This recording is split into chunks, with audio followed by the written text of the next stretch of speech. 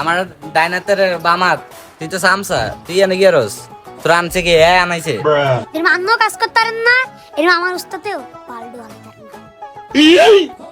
তুই তো বেটা আমার মান সম্মান খাবি, আমার ডাইনাতের মান সম্মান খাবি। আস্তে আস্তে আস্তে এখন আমাকে কেস সলভ করতে হবে, বুঝছস? মনোযোগ দিয়া কেসটা সলভ করতে, এই কেসটা সলভ করতে হলে 10 লক্ষ টাকা, 10 লক্ষ টাকা হইলে আমরা কই যাবো? কক্সে যাবো আমরা 3 গেলে। আমার ডাইনাতের তুই হলো বা আমার, আমরা 3 গে মিলে কক্সে যাবো, ঠিক আছে? এই ডাইনাত এদিকে আয়।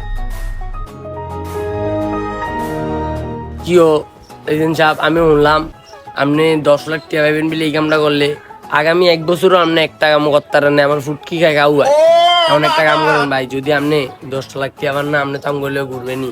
আমার এক্সট্রা 2 লাখ টাকা দিন, মালদ্বীপ যাবো একটু। বউ অনেক দিন ধরে রাইতে মারে, আর মাই সহ্য করতে পারি না, দাগ আর দাগ চলে। এন্দা তো আপনি প্রবলেম সলভ করতে পারেন না, এন্দা বউর প্রবলেম সলভ করতে পারি না, আমি কে এর মুখ?